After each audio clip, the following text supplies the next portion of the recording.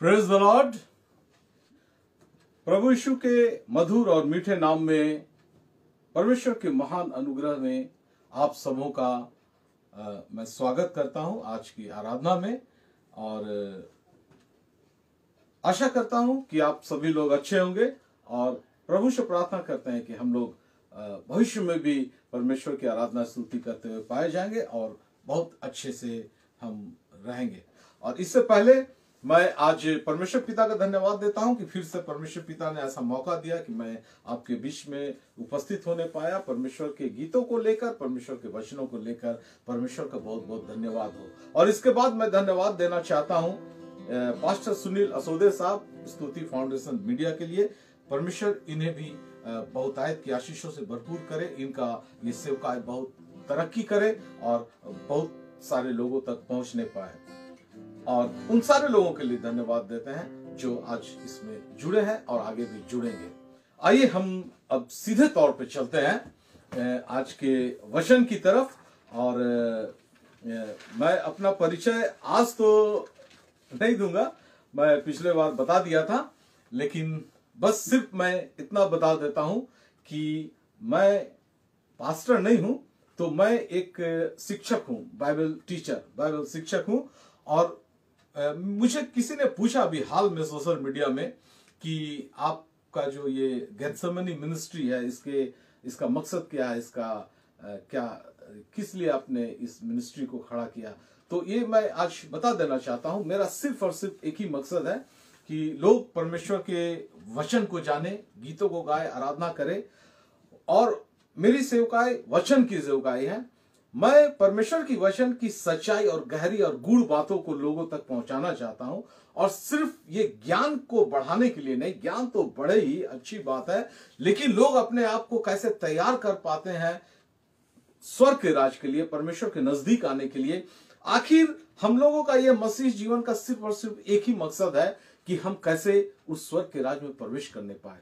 क्योंकि वचन में हम बहुत कुछ बातों को देखते हैं, सीखते हैं कि जो चर्च भी जाते थे, जो आराधना भी करते थे, जो दान वरदानों से भी भरे हुए थे, वो भी नरक जाने के तरह काम कर गए और वो नरक चले गए। तो हमें ऐसा क्या करना चाहिए, हमें अपने जीवन में क्या शालीनता बरतनी चाहिए, क्या एहतियात रखना चाहिए कि हम मन शुद्ध रूप से स्वर्ग के राज में प्रवेश कर पाए। और इसीलिए वचन की सेवकाई मेरी इंपॉर्टेंट मेरे सेवकाई के लिए है। तो आइए हम लोग एक वचन को देखेंगे और वो है रोमियो की पत्री 12 अध्याय का 1 पद। और आज का जो विषय है वो मैं आपको बता देना चाहता हूं। आज का जो विषय है हम लोगों के लिए बहुत इंपॉर्टेंट विषय है, परमेश्वर को क्या भाता है।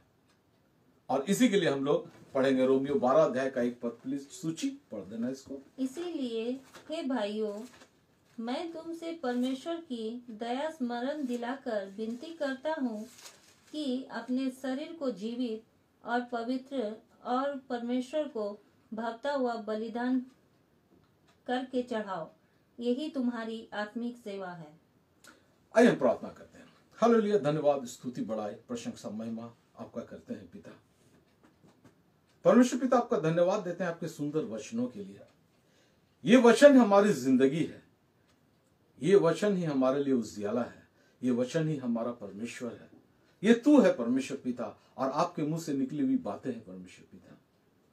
परमेश्वर पिता, धन्यवाद देते हैं आपका इतने सुंदर, मीठे और प्रबल वचन देने के लिए।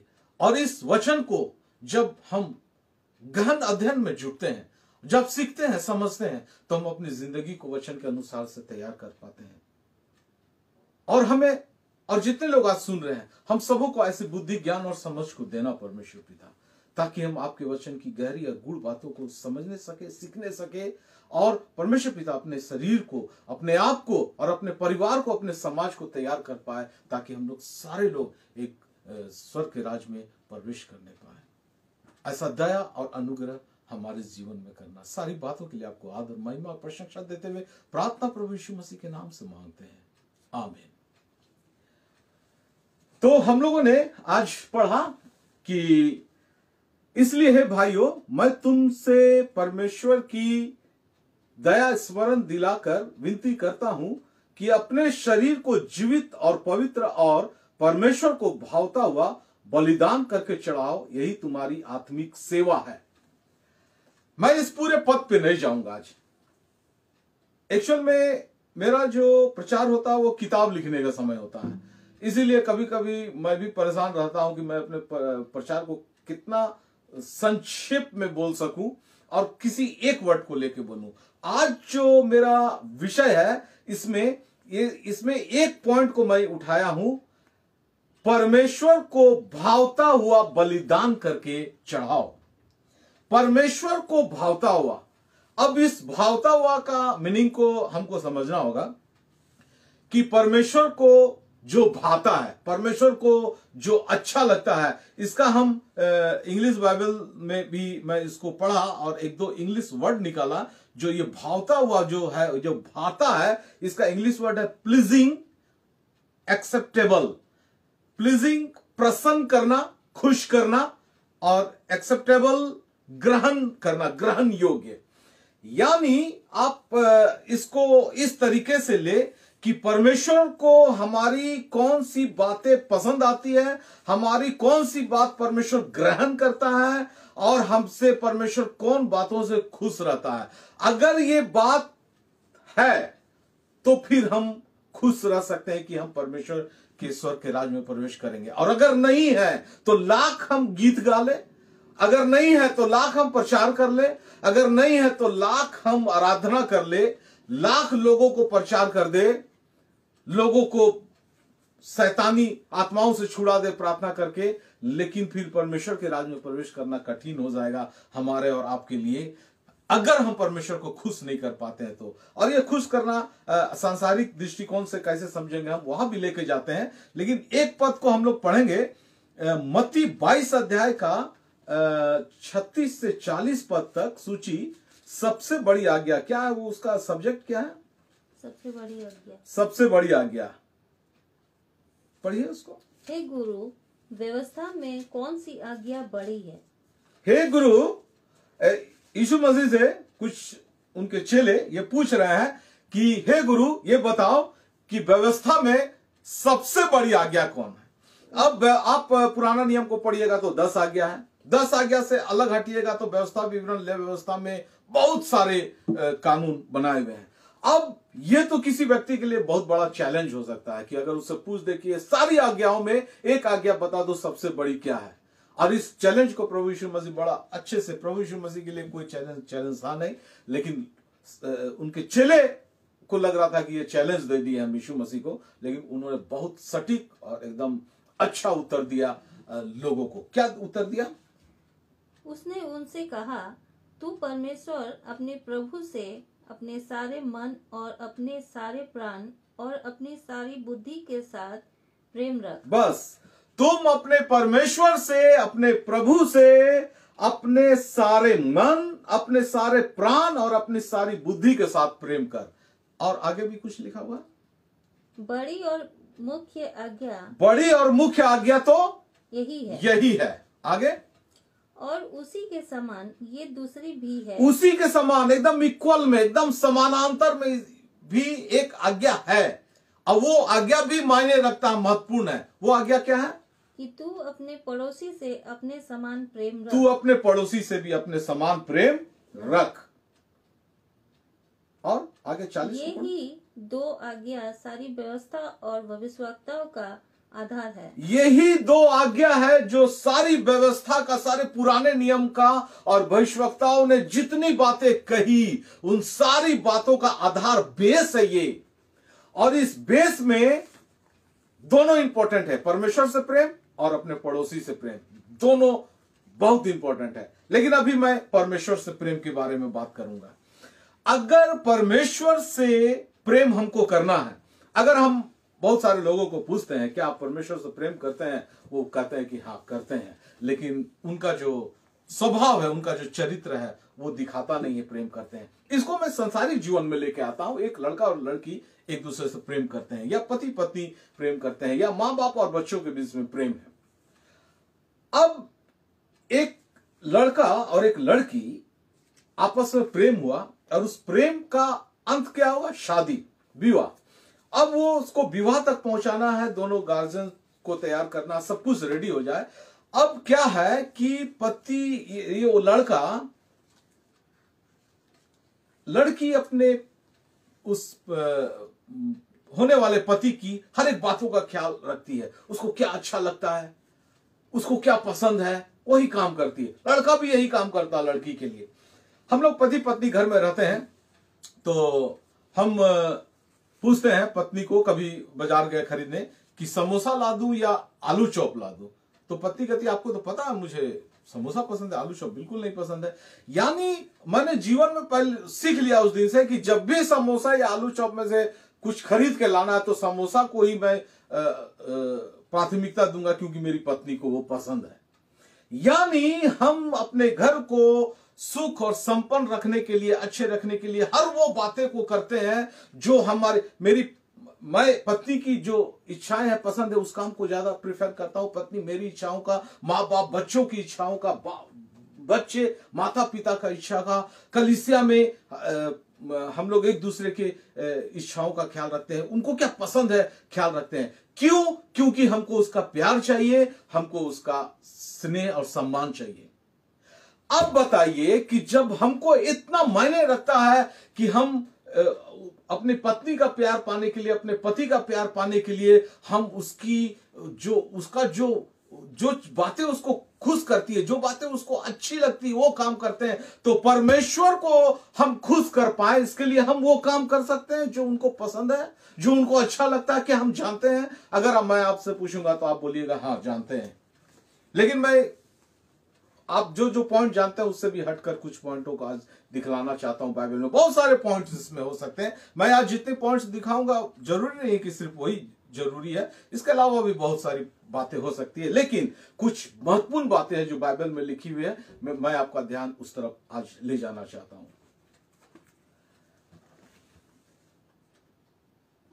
और ये क्यों इंपॉर्टेंट है, इफिसियों 5 अध्याय का 10 पद को पढ़ लेना सूची। और ये परखो कि प्रभु को क्या भाता है। देखिए वचन कहता ये परख कर देखो कि प्रभु को क्या भाता है।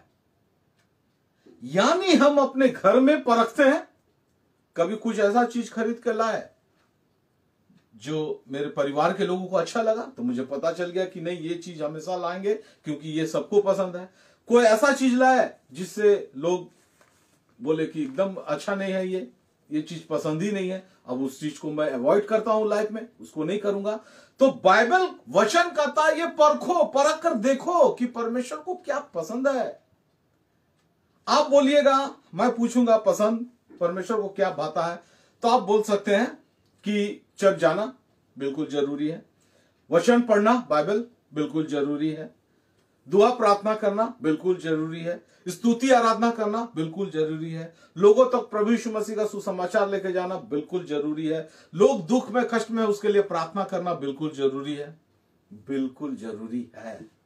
लेकिन इसके अलावा कुछ है क्या?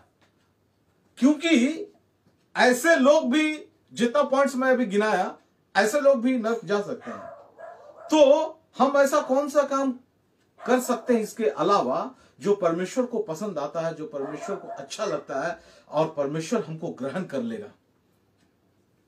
क्योंकि मसीही जीवन सिर्फ चर्च जाने का नहीं है, मसीही जीवन सिर्फ बाइबल पढ़ लेने का नहीं है, मसीही बाइबल को कहानी किताब की तरह पढ़ लेने का नहीं है, मसीही जीवन सिर्फ गीतों को गा लेने का नहीं है। मसीही जीवन यीशु मसीह का स्वभाव और चरित्र को अपनी जिंदगी में आत्मसात कर लेना, उतार लेना और उसके अनुसार से जीवन जीना, इसका नाम है मसीही जीवन।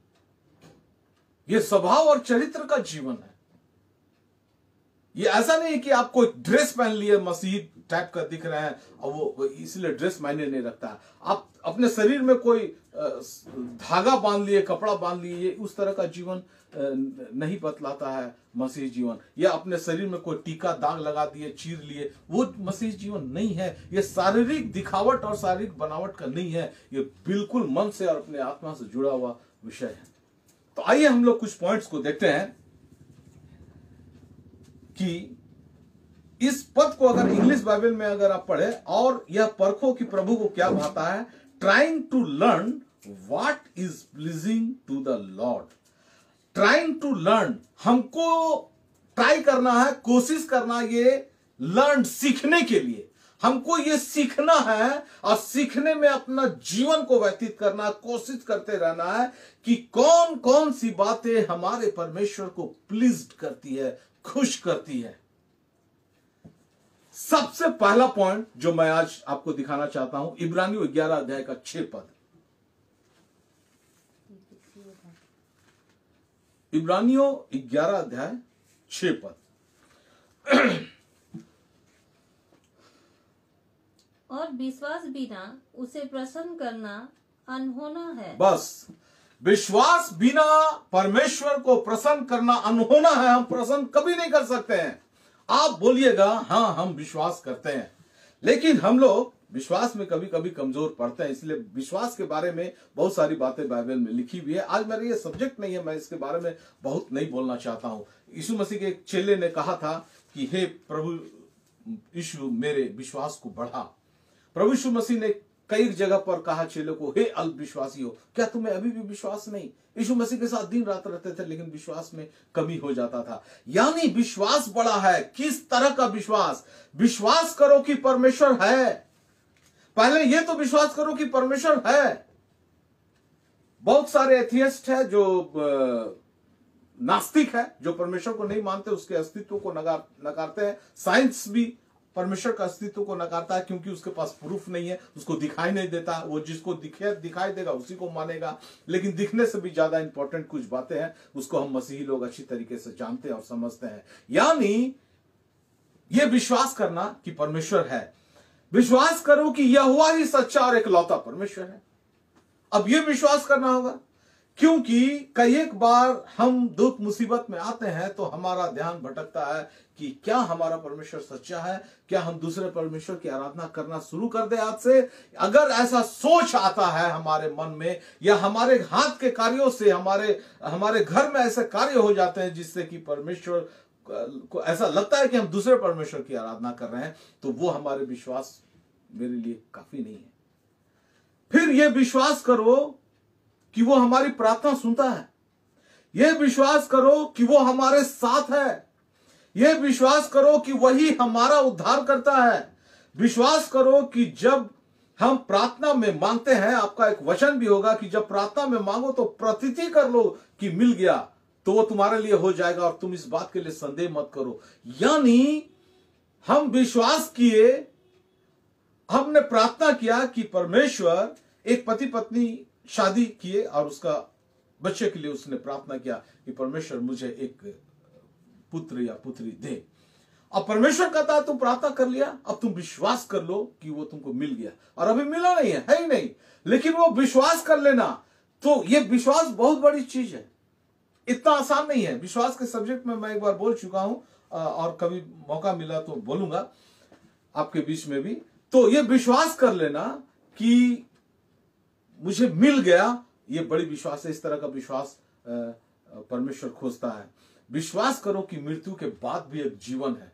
बहुत लोग कहते हैं मृत्यु के बाद क्या होगा, कौन देखा है, लेकिन हम और आप जानते हैं कि विश्वास, मृत्यु के बाद एक जीवन है, या तो अनंत जीवन या तो अनंत नरक। वो दोनों में से, पूरे विश्व के लोग दोनों में से एक जगह जाएंगे। लेकिन हम विश्वास करो कि हम अनंत जीवन में जाएंगे। हमको ये विश्वास करना है कि हाँ, एक दिन हम परमेश्वर के साथ उस अनंत जीवन में रहेंगे।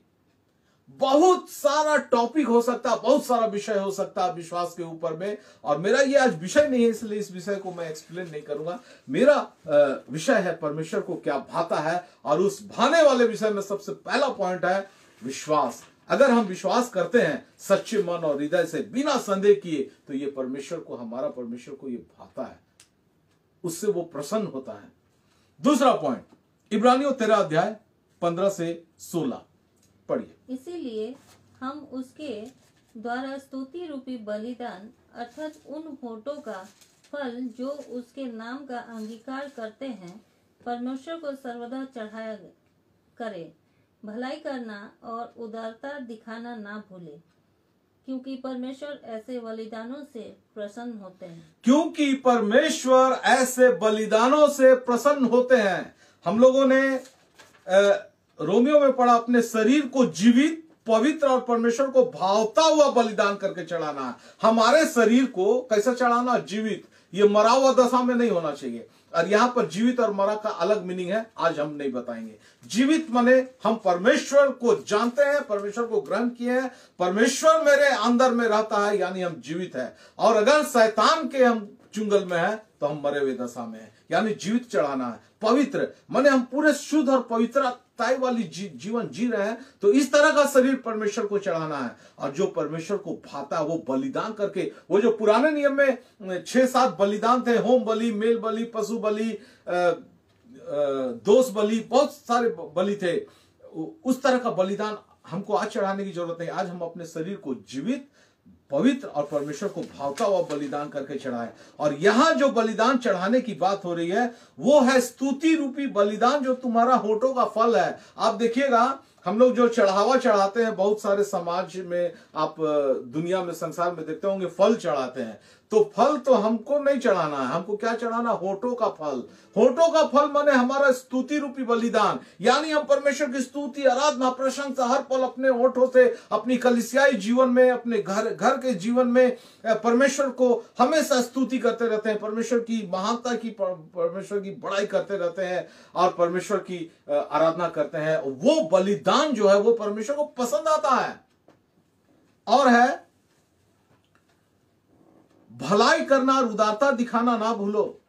भलाई करना ये परमेश्वर को पसंद है, और उदार होना, भलाई हम लोग कभी कभी बहुत बार किए होंगे हम लोग अपने जीवन में। कभी कभी कुछ ऐसे लोगों की भलाई कर देते हैं जिससे हम आशा करते हैं कि वो भी बदले में मेरी भलाई करेगा, लेकिन वचन कहता है ऐसी आशा रखकर तुम भलाई मत करो, उसको भलाई कहते नहीं है, वो बिजनेस है, वो लेन देन का बिजनेस है। तुम भलाई करो, और अगर वो तुमको दुख पहुंचाता है उसके बदले में, तो हम लोग बोलते हैं, कभी कभी किसी गाड़ी के पीछे लिखे हुए देखते हैं ना, नेकी कर और दरिया में डाल।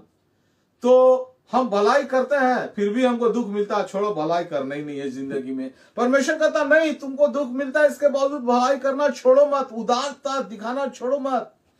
सरकार भी उदारवादी नीति अपनाती है, कुछ लेके आती है हमारे विश्व के बहुत सारे देशों की सरकार। तो उदारवादी नीति हमको रखना है, लोगों के प्रति उदार होना है। और ये जो बलिदान है, स्तुति रूपी बलिदान, भलाई दिखाना ये बलिदान है, उदार होना ये बलिदान है। और इन बलिदानों से हमारा परमेश्वर क्या होता है? प्रसन्न होता है, ये परमेश्वर को भाता है। ये दूसरा पॉइंट था। और चूंकि 1 ही घंटा का समय है, और चूंकि मैं चर्च में रहता हूं तो 3 घंटा हमारा चर्च चलता है, तो 3 घंटा में बहुत सारी चीज एडजस्ट कर लेते हैं। लेकिन चूंकि ये जो मीटिंग है 1 घंटा का 7 से 8 है, इसलिए बहुत सारे पॉइंट को मैं ज्यादा एक्सप्लेन नहीं कर पाऊंगा, करना नहीं चाहूंगा अभी, ताकि मैं अपने सारे पॉइंट्स को आपके बीच में रख सकूं, आप समझ सके उसकी गंभीरता को। तीसरा पॉइंट, 1 तीमुथियुस 2:1-3। अब मैं सबसे पहले ये आग्रह करता हूँ कि विनती और प्रार्थना और निवेदन और धन्यवाद सब मनुष्य के लिए किए जाएं।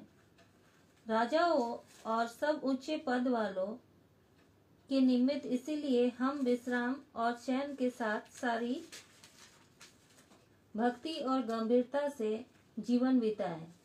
ये हमारे उद्धारकर्ता परमेश्वर को अच्छा लगता और भाता भी है, जो ये चाहता है कि सब मनुष्य का द्वारा हो और वे सत्य को भली भांति पहचान ले। आगे, क्योंकि परमेश्वर एक ही है और परमेश्वर, ये वाला पद कहाँ गया? ये 3 को पढ़ो। ये हमारे उद्धारकर्ता परमेश्वर को अच्छा लगता और भाता भी है। ये हमारे परमेश्वर को अच्छा लगता है और भाता भी है। हमारे कार्य, कौन सा कार्य? आप देखिए इसमें नंबर 1 पॉइंट, विनती, प्रार्थना और निवेदन और धन्यवाद सब मनुष्यों के लिए किए जाए। हम जब अपने घर में, अपनी कलीसिया में प्रार्थना करते हैं तो सबके लिए किया जाए। क्या आपकी प्रार्थनाओं में सब शामिल है, या सिर्फ आपके नजदीक, नियर एंड डियर, जो नजदीकी लोग, घर के लोग हैं, रिश्तेदार है, पड़ोसी है, या समाज के लोग हैं, जो आपको अच्छा लगता है, खाली उसको आप शामिल किए हुए हैं? जो आपसे दुश्मनी रखता है, जो आपसे बैर रखता है, परिवार के ही लोग है, घर के अंदर के लोग, उसके लिए भी प्रार्थना कीजिए। ये वचन कहता है सबके लिए प्रार्थना। देखिए मैं प्रार्थना करता हूं तो मैं बताता हूं, मैं अपने लिए, अपने परिवार के लिए, अपने घराने के लिए, ये हो गया कलीसिया के एक एक मेंबर, पास्टर, उनकी पूरी परिवार के लिए। उसके बाद मेरे सारे रिश्तेदारों के लिए, मित्र, पड़ोसी और कलीग्स, साथ में काम करने वाले लोगों के लिए, उसके लिए, यानी हर इंसान के लिए प्रार्थना। ये परमेश्वर को भाता है। मैं नहीं कर रहा हूं कुछ, मैं कुछ भी नहीं कर रहा हूं। वचन कह रहा है कि आप और हम सारे लोगों के लिए प्रार्थना करें। हर एक लोगों को चुन चुन के, एक एक लोगों को याद करके उसके लिए प्रार्थना करें। आगे, राजा और उच्च पदों के निमित्त, इसलिए कि हम विश्राम और चैन के साथ भक्ति और गंभीरता से जीवन बिताए। अपने राजाओं के लिए, उस जमाने में राजा बोला जाता था, आज के जमाना में सुन लीजिए किसके लिए, अपने प्रेसिडेंट के लिए प्रार्थना करते हैं, प्राइम मिनिस्टर के लिए, कैबिनेट मिनिस्ट्री के लिए, रक्षा मंत्री, गृह मंत्री, सबों के लिए, अपने एसपी, डीएसपी, जितने लोग प्रशासन से जुड़े हुए हैं, जो हमारे समाज की व्यवस्था को अच्छा रखते हैं, रख सकते हैं, उनके लिए प्रार्थना कीजिए। कि क्यों, उसके लिए क्यों प्रार्थना कीजिए? ताकि हम भक्ति और गंभीरता से जीवन बिताए। भक्ति से, यानी इंग्लिश बाइबल में हम देखेंगे गॉडलीनेस, धार्मिक और शुद्धता वाली जीवन को जी पाए, और डिग्निटी के साथ, मर्यादा और प्रतिष्ठा के साथ सीरियस हो हम अपनी लाइफ के प्रति, अपने धर्म के प्रति, अपनी धार्मिकता के प्रति, परमेश्वर के रास्ते में चलने के प्रति, हंसते खेलते हुए नहीं, ऐसा जीवन बीता। इसीलिए अपने सारे प्रशासनिक विभाग के लोगों के लिए हमको और आपको प्रार्थना करने की जरूरत है, क्योंकि यह परमेश्वर को अच्छा लगता और भाता भी है। इसीलिए मैंने आज का वचन प्रचार का जो विषय चुना है वो परमेश्वर को क्या भाता है हमको और आपको। देखिए मैं आपको उन सारे पॉइंट्स को बता रहा हूं जो आज तक आप सोचते थे, शायद इस पॉइंट्स को आप कभी सोचे नहीं होंगे, या आप में बहुत सारे लोग होंगे जो वचन को अच्छी तरह से पढ़े हैं और आप जानते हैं इस बारे में हमको सोचना चाहिए, इस बारे में गंभीर होना चाहिए। लेकिन जो लोग नहीं जानते हैं वो भी आज सीख गए इस बात को कि सिर्फ चर्च जाना, बाइबल पढ़ना, प्रार्थना करना, इसके अलावा भी कुछ ऐसी बातें हैं जो परमेश्वर चाहता है कि हम करें, अपने शरीर के द्वारा करें, तभी तो यह शरीर शुद्ध और पवित्र रहेगा और यह परमेश्वर को बलिदान योग्य होगा। और 3 हो गया, चौथा पॉइंट निकालो, पहला तीमुथियुस 5 अध्याय का 1 से 4। किसी बूढ़े को ना डांट, पर उसे पिता जानकर समझा दे, और जवानों को भाई जानकर, बूढ़ी स्त्रियों को माता जानकर, और जवान स्त्रियों को पूरी पवित्रता से बहन जानकर समझा दे। उन विधवाओं का जो सचमुच विधवा है आदर कर। यदि किसी विधवा के बच्चे या नाती पोते हो तो वह पहले अपने ही घराने के साथ भक्ति का बर्ताव करना, और अपने माता पिता आदि को उनका हक देना सीखे, क्योंकि ये परमेश्वर को भाता क्योंकि ये परमेश्वर को भाता है। कुछ पॉइंट्स है यहाँ पर, आप नोट कर लीजिएगा। पहला नंबर, किसी भी बूढ़े को ना डांट, उसे पिता जानकर समझा दे। अगर कोई बूढ़ा इंसान, अगर उससे कोई गलती हुई है तो उसको डांटो मत, जबकि पिता समझकर समझा दो, उसको अपने पिता के समान समझो। क्या कलीसिया में हम लोग ऐसा करते हैं? अपने समाज में ऐसा करते हैं? अच्छी बात है, अगर नहीं करते हैं तो आज से शुरू कर दे। जवानों को भाई जानकर, जवान अगर गलती करते हैं तो उसको अपना भाई से, अपने ब्लड रिलेशन वाला भाई से भी बढ़कर आप समझे और उसको समझाएं। बूढ़ी स्त्रियों को माता जानकर, बूढ़ी स्त्री को अपनी मां के समान समझे और उन्हें समझाए, और जवान स्त्रियों को पूरी पवित्रता से बहन जानकर। पूरे विश्व में एक स्त्री सिर्फ आपकी पत्नी होती है, घर में माँ बाप, बेटा बेटी, इसके अलावा बाहर समाज में आप जितनी भी स्त्रियों से भेंट हो, वो अगर जवान है तो उसको पूरी पवित्रता के साथ बहन जानकर समझा दे। ये परमेश्वर को भाता है। वहां पॉलिटिक्स खेलने में नहीं लगे रहे, वहां पर गेम नहीं खेले आदमी। इन विधवाओं का, जो सचमुच विधवा है, आदर करना, विधवाओं को आदर कर, रिस्पेक्ट कर। पूरे हम लोग सोचते हैं इसका पति नहीं, आपको किसी भी तरीके का व्यवहार, चर्च में भी व्यवहार गंदा तरीके से कर देते हैं। इसीलिए विधवाओं के बारे में बहुत कुछ नया नियम में लिखा गया है। और कुछ पॉइंट है। यदि किसी विधवा के बच्चे हो, नाती पोते हो, तो पहले अपने ही घराने के साथ भक्ति का बर्ताव करे। हम लोग देखते हैं दो तरह का नेचर हमको मिलता है। कभी कभी हम अपने घर के लोगों से अच्छे से बात करते हैं, प्रेम पूर्वक, अब बाहर के लोगों से प्रेम से व्यवहार नहीं करते हैं, पूरे क्रूरता से करते हैं, गलत है। कभी कभी हम बाहर के लोगों से अच्छा सा व्यवहार करते हैं और घर में किसी को वैल्यू नहीं देते हैं, गलत है। परमेश्वर का वचन कहता है पहले तुम अपने घर में, घर के अंदर में पूरी पवित्रता के साथ, क्या लिखा है, भक्ति के साथ बर्ताव करना सीख ले, और अपने माता पिता को उनका हक देना सीखे। हमारे माता पिता ने हमको जन्म दिया है, बहुत कुछ सैक्रिफाइस करके बच्चों को पाला है। बच्चे जब बड़े होते हैं तो माता पिता का भी हक बनता है कि वही प्यार बच्चे भी दे उसको, और ये हक हमको देना चाहिए। और इस हक देने से परमेश्वर प्रसन्न होता है, ये परमेश्वर को भाता है। और अगर हम अपने माता पिता को हक नहीं देते हैं, उनसे दुष्टता से, क्रूरता से व्यवहार करते हैं, ये परमेश्वर को भाता नहीं है। भले आप कितनों भी चर्च जाते हो, कितने भी बाइबल पढ़ते हो, कितने भी प्रार्थना करते हो, कितने भी गीत गाते हो, आपका ये स्वभाव परमेश्वर को पसंद नहीं आता है। आप स्वर्ग के राज जाने के बारे में सोच भी नहीं सकते हैं। इन सारे पॉइंट को गंभीरता से देखिएगा। हक देना चाहिए क्योंकि परमेश्वर को ये भाता है।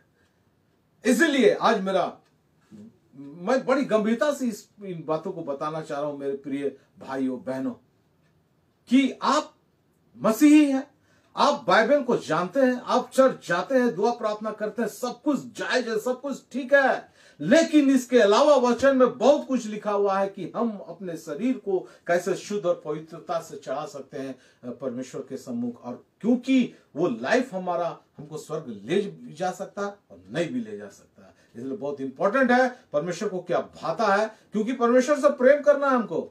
अब प्रेम हम तभी कर पाएंगे जो काम हम करेंगे जो परमेश्वर को पसंद आएगा, तभी हम प्रेम कर पाएंगे।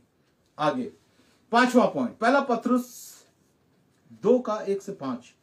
इसीलिए सब प्रकार का बैर भाव और छल और कपट और दाग और निंदा को दूर करके नए जन्मे हुए बच्चों के समान निर्मल आत्मिक दूध की लालसा करो, ताकि उसके द्वारा उद्धार पाने के लिए बढ़ते जाओ। क्योंकि तुमने प्रभु की कृपा का स्वाद चख लिया है। उसके पास आकर जिसे मनुष्य ने तो निकम्मा ठहराया, परंतु परमेश्वर के निकट चुना हुआ और बहुमूल्य जीविता पत्थर है। तुम भी आप जीविते पत्थरों के समान आत्मिक घर बनते जाते हो, जिससे याजकों का पवित्र समाज बनकर ऐसे आत्मिक बलिदान चढ़ाओ जो यीशु मसीह के द्वारा परमेश्वर को ग्राह्य है। जो यीशु मसीह के द्वारा परमेश्वर को ग्राह्य है, वो ग्रहण करता है, उसको उनको पसंद आता है। कौन सा स्वभाव? सब प्रकार का बैर भाव, छल कपट, डाह और निंदा की बातें दूर कर दो अपनी लाइफ से। मत करो किसी के बारे में बात। फायदा उससे क्या होगा? कोई फायदा नहीं है, सिर्फ नुकसान है। यह स्वभाव को छोड़ देना है और हमको बच्चों के समान बनना है। तो आत्मिक दूध की लालसा करना। आत्मिक दूध यानी कि वचन की शिक्षा, गहरी गूढ़ बातों को, परमेश्वर का अनुग्रह और दया को, वो हमारी आत्मिक दूध की लालसा। बच्चों को क्या होती है? दूध की लालसा होती है। माँ का दूध पीना है, बस कुछ नहीं बोल सकता, उसको बस दूध चाहिए। हम भी परमेश्वर के लिए एक छोटे बच्चे के समान बन जाए और आत्मिक दूध की लालसा करें, यानी हम वचन के प्रति, हम उसको सीखने के प्रति, उसको अपनी जिंदगी में अप्लाई करने के प्रति गंभीर रहे। और यीशु मसीह हमारा बहुमूल्य जीवता पत्थर है और उसी के समान, जीवते पत्थरों के समान तुम आत्मिक घर बनते जाते हो। हमको आत्मिक घर बनना है। आप वचन में पढ़े होंगे हमारा शरीर पवित्र आत्मा का मंदिर है, तो ये वो घर है जो आत्मिक घर होना चाहिए। इसमें पवित्र आत्मा का मंदिर है, यानी पवित्र आत्मा रहता है। आप दुष्टता वाला काम हम अगर करें और सारी बुराई करें और सोचे पवित्र आत्मा हमारे दिल में रहता तो रहेगा? ये तो असंभव ही रह ही नहीं सकता है। तो फिर ऐसी कल्पना क्यों करते हैं हम, जब हम गलत कार्य करते हैं कि पवित्र आत्मा हमारे अंदर रहे। तो हमको आत्मिक घर बनते जाना, ये परमेश्वर को पसंद आता है। और याजकों का पवित्र समाज बनकर आत्मिक बलिदान चढ़ाओ। हम सारे लोग याजक हैं, हम सारे लोग परमेश्वर के सेवक हैं। हम सारे लोगों को परमेश्वर का वचन का सेवकाई करना है, गीतों को गाना है, आराधना करना है, और इस तरह हमको पवित्र एक समाज बन के रहना है। और ये परमेश्वर को ग्राह्य है, ये परमेश्वर को पसंद आता है। इंपॉर्टेंट पॉइंट है, याद रखिएगा। छठा, 7 पॉइंट है जिसमें 5 खत्म हो गया, 2 बचा हुआ है। छठा, पहला पत्रस 2 अध्याय 18 से 20। हे सेवकों, हर प्रकार के भय के साथ अपने स्वामियों के अधीन रहो, ना केवल उनके जो भले और नम्र हो, पर उनके भी जो कुटिल हो। क्योंकि यदि कोई परमेश्वर का विचार करके अन्याय से दुख उठाता, क्लेश सहता है, तो ये सुहावना है।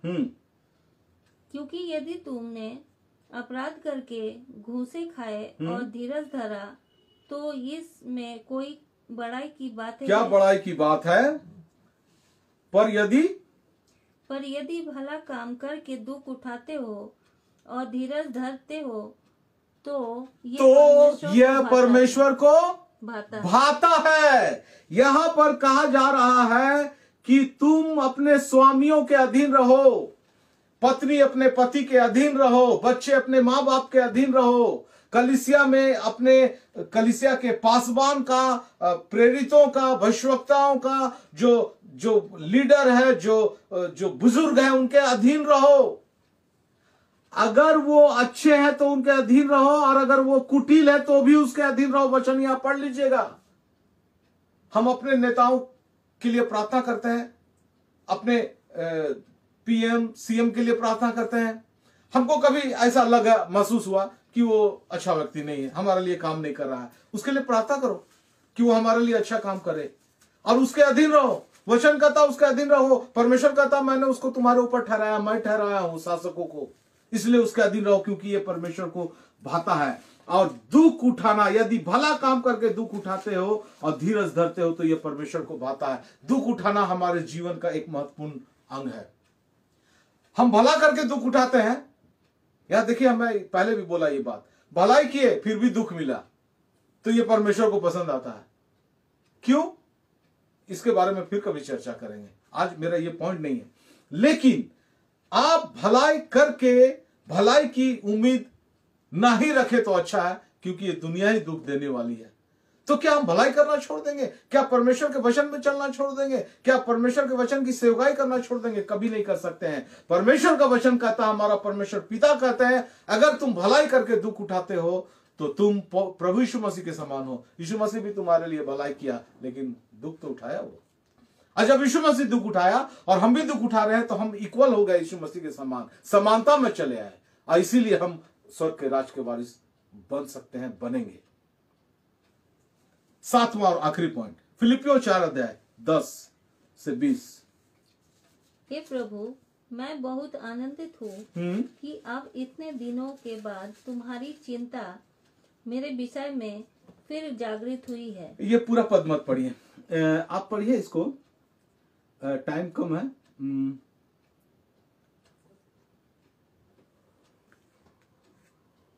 18 पद को पढ़िए। मेरे पास सब कुछ है, हाँ? वरन बहुतायत से भी है। हाँ? जो वस्तुएं तुमने इप्रुदिस के हाथ से भेजी थी, उन्हें पाकर मैं तृप्त हो गया हूँ। वो तो सुखदायक सुगंध ग्रहण करने का योग्य बलिदान है, जो परमेश्वर को भाता है। जो परमेश्वर को भाता है। इसका चैप्टर का विषय पढ़ लीजिएगा, दान के लिए धन्यवाद। पौलुस एक ऐसे जगह पे था, ऐसे सिचुएशन में रहा जब वो उसको पैसों की जरूरत थी, और उस समय ये कलीसिया, ये भीड़ मिलकर उनके लिए दान किया, और वो बहुत खुश था और लोगों को धन्यवाद दिया और बोला ये परमेश्वर को पसंद है। अगर हम कलीसिया में दान देते हैं, ये परमेश्वर को पसंद है। अगर हम गरीबों को दान देते हैं, ये परमेश्वर को पसंद है। अगर हम जरूरतमंदों को दान देते हैं, ये परमेश्वर को पसंद है, ये परमेश्वर को भाता है। याद रखिएगा, ये परमेश्वर को भाता है। ये टोटल 7 पॉइंट आपके सामने में रखा और ये बहुत जरूरी पॉइंट था। कृपया मेरे मसीही भाई और बहनों, आप इस पॉइंट्स को याद रखिएगा। परमेश्वर को क्या भाता है वो काम हमको करना है, क्योंकि जो परमेश्वर को भाता है तभी हम परमेश्वर के स्वर्ग राज में प्रवेश कर पाएंगे। अगर वो काम हम कर रहे हैं जो परमेश्वर को भाता नहीं है, तो हम उनके राज में कैसे प्रवेश कर सकते हैं। और इसीलिए 2 पॉइंट को बोल के मैं आज समाप्त करूंगा। 2 प्रश्न यहां उठता है। प्रश्न उठता है कि ब्रदर, अंकल, मैंने सारी बातों को सुना, अच्छी बात है, ये सारी चीजें हमारे अंदर कैसे आएगा, है ना। इसके लिए एक पद पढ़िएगा, इब्रानियों 13 अध्याय का 20 और 21 पद।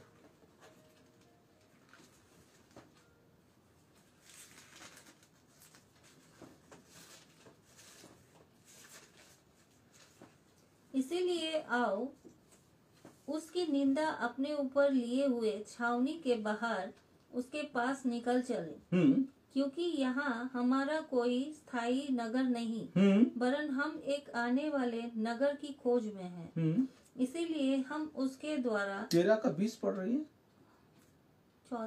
13 का 20, इब्रानियों 13 का 20। आप शांतिदाता परमेश्वर, जो हमारे प्रभु यीशु को, जो भेड़ों का महान रखवाला है, सनातन बचा के लहू के गुण से मरे हुओं में से जिला कर ले आया, तुम्हें हर एक भली बात में सिद्ध करे, जिससे तुम उसकी इच्छा पूरी करो, और जो कुछ उसको भाता है उसे यीशु मसीह के द्वारा हम में उत्पन्न करे। जो भली बात है तुम वही करो, और जो भली बात है वो मेरे अंदर पैदा होना चाहिए। लेकिन कैसे हो अंकल, कैसे हो ब्रदर, हमसे हो नहीं पाता, गलती हो जाता है। तो परमेश्वर प्रभु यीशु मसीह के द्वारा हमारे अंदर उसको पैदा कर सकता है। ये प्रॉब्लम, ये क्वेश्चन का आंसर मिल गया आपको, सॉल्व हो गया ये क्वेश्चन। ये हमारे अंदर प्रभु यीशु मसीह को मानने से, प्रभु यीशु मसीह पे विश्वास करने से, प्रभु यीशु मसीह के बताए रास्ते में चलने से, प्रभु यीशु मसीह पवित्र आत्मा हमारे अंदर देगा, वो स्वभाव को पैदा करेगा। वही ये स्वभाव को पैदा करेगा, हम नहीं पैदा कर पाएंगे। हम मनुष्य जाति फेल हो जाएंगे हर जगह में। वो हम अपने आप को परमेश्वर के हाथ में सौंप दे, प्रभु यीशु मसीह के हाथ में सौंप दे, पवित्र आत्मा के हाथ में सौंप दे, वो पैदा करेगा ये स्वभाव हमारे अंदर। वो स्वभाव जो परमेश्वर को भाता है वही काम हमसे होगा, प्रभु यीशु मसीह के द्वारा ये पैदा होगा। और दूसरा प्रश्न है, इससे हमको फायदा क्या होगा। वही काम करेंगे जो परमेश्वर को भाता है, तो हमको होगा क्या। पढ़िए पहला यूहन्ना 3 का 22, और ये अंतिम पद है। और जो कुछ हम मांगते हैं, हाँ, वो हमें उससे मिलता है। जो कुछ हम मांगते हैं वो हमें मिलता है, क्योंकि हम उसकी आज्ञा को मानते हैं। क्योंकि हम उसकी आज्ञाओं को मानते हैं, और जो उसे भाता है वही करते हैं। जो उससे भाता है वही करते हैं। मेरे प्रिय मसीह भाई और बहनों, आप लोग, हम लोग बहुत सारी ऐसी प्रार्थनाओं को कर रहे हैं जो हमको मिल नहीं रहा है। क्या आपको लगता है ये वचन के अनुसार आप जवाब खोज लीजिएगा। हमको जो प्रार्थना कर में मांगते हैं वही मिल जाता है। क्यों मिल जाता है? क्योंकि हम वही काम करते हैं जो परमेश्वर को भाता है। यानी हम और आप अपने जीवन को पलट कर देखें, आज से सुधार करें। क्या हम उस कार्यों को कर रहे हैं जो परमेश्वर को भाता है? अगर आप वो कार्य कर रहे हैं जो परमेश्वर को भाता है तो आपकी प्रार्थना सुनी जाएगी, और नहीं तो आपकी प्रार्थना कभी नहीं सुनी जाएगी। फिर आप बोलते रहिएगा जीवन भर कि मैं बहुत दिन से प्रार्थना कर रहा हूं, मेरा प्रार्थना तो परमेश्वर सुन ही नहीं रहा है।